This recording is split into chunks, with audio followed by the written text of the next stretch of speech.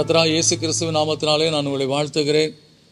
இந்த ஆசீர்வாதத்தின் விடியல் என்று சொல்லக்கூடிய இந்த நிகழ்ச்சியில் இந்த காலவெளியிலே உங்களை சந்திப்பதில் மிகுந்த மகிழ்ச்சி அடைகிறேன்.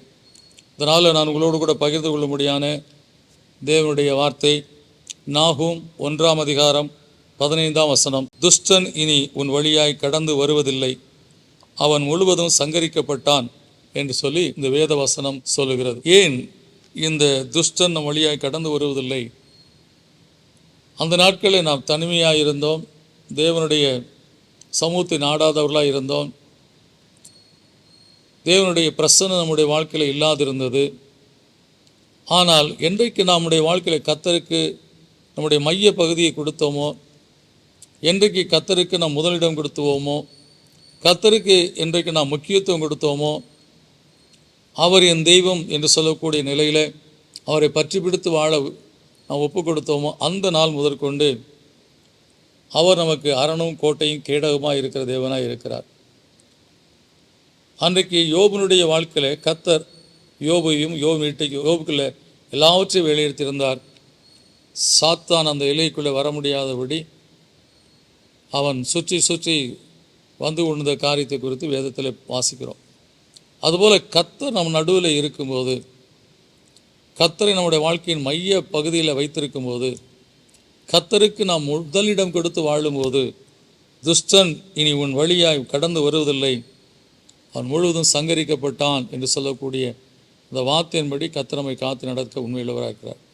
எந்த சூழ்நிலையிலே நாம் நம்முடைய வாழ்க்கையிலே கர்த்தர் இல்லாதபடி வாழ்ந்தோமோ, அவருடைய பிரசன்னம் இல்லாதபடி வாழ்ந்தோமோ, அந்த நாட்கள் தான் துஷ்டன் நம்மை வேதனைப்படுத்தின நாட்கள்.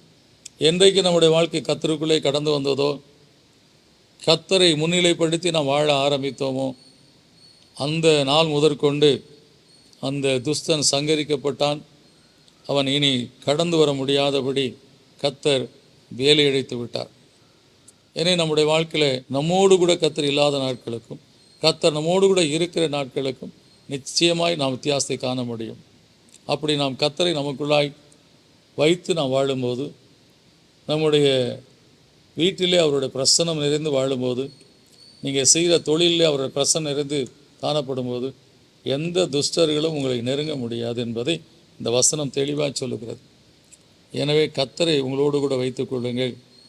அவர் வலது பாசத்தில் இருக்கும்போது நீங்கள் அசைக்கப்படவே முடியாது. கர்த்தர் உங்களை காத்து நடத்த உண்மையிலவராக இருக்கிறார். இந்த விசுவாசத்தோடு ஜெபிப்போம். நல்ல பிதாவே, நன்றியோடு துதிக்கிறோம், சோதரிக்கிறோம். அநேகருடைய வாழ்க்கையிலே அநேக போராட்டங்களை கடந்து செல்லக்கூடிய காரியங்களை நான் பார்க்குறோம் அப்பா. சில மக்கள் சொல்லும்போது என்னால் இரவில் தூங்க முடியவில்லை, ஏதோதோ காரியங்கள் என்னை சுற்றி நடந்து கொண்டு இருக்கிறது, என்னால் ஒரு நிலைவரமான நிலையில் காணப்படவில்லை, தொழிலில் ஒரு ஸ்திரப்பட முடியவில்லை, எப்பொழுதும் என்னுடைய கடை காலியாக இருக்கிறது போலவே காணப்பட்டு கொண்டிருக்கிறது, வியாபாரம் அற்றுப்போன நிலையில் காணப்படுகிறது, கஷ்டப்பட்டு சம்பாதிக்கிற அந்த பணமும் விரயமாய் போய்விடுகிறது என்று சொல்லி அநேக சொல்லக்கூடிய காரியத்தை நாங்கள் கேட்டிருக்கிறோம், ஜெபித்திருக்கிறோம் அவர்களுக்காக. ஆனால் என்றைக்கு அவர்கள் உம்முடைய ஆலோசனையை பெற்றுக்கொண்டு அவர்கள் தனிப்பட்ட வாழ்க்கையில் உம்மை தேடுவதற்கும் நோக்கி ஜெபிப்பதற்கும் உம்முடைய சமூகத்தை நாடுவதற்கும் ஆலயத்துக்கு போவதற்கும் ஆராதிப்பதற்கும் ஒப்பு கொடுத்த அந்த நாள் முதற்கொண்டு இந்த வாழ்க்கையில் மாற்றங்களை நீர் கட்டளையிட்டு இருக்கிறீர், மகிழ்ச்சியை கட்டளையிட்டு இருக்கிறீர், ஆசீர்வாதத்தை கட்டளையிட்டு இருக்கிறேப்பா. எனவே கர்த்தாவே, துஷ்டன் அவர் வழியாய் வராமல் இருக்க வேண்டும் என்று சொன்னால், நானே வழி என்று சொன்ன உம்மை அவர்கள் வழியாய் கொண்டு வாழும்போது அந்த வழியில் துஷ்டன் வர முடியாது என்பதை இன்றைக்கு நம்முடைய பிள்ளைகள் புரிந்து கொள்ளவும், அந்த வழியில் நிலைத்திருக்கவும், கர்த்தருக்கு பயந்து அவர் வழிகளில் நடக்கிற எவனோ அவன் பாக்கியவான்னு சொல்லக்கூடிய அந்த பாக்கியமுள்ள வாழ்க்கையை வாழ அருள் செய்தல்லும் அப்பா. இயேசுவின் நாமத்துக்கு கேட்க நல்ல பிதாவே, ஆமென். எனக்கு அன்பானவர்களே, கர்த்தருக்கு பயந்து அவர் வழியில் நடக்க ஆரம்பிக்கும் போது நிச்சயமாக கர்த்தர் நம்மோடு கூட நடந்து வருவார். துஷ்டன் நம்மோடு கூட இடைப்படவே மாட்டான். எனவே கர்த்தருடைய வழிகளில் நடப்போம். கர்த்தர் நம்மை காத்துக்கொள்வார். God plus.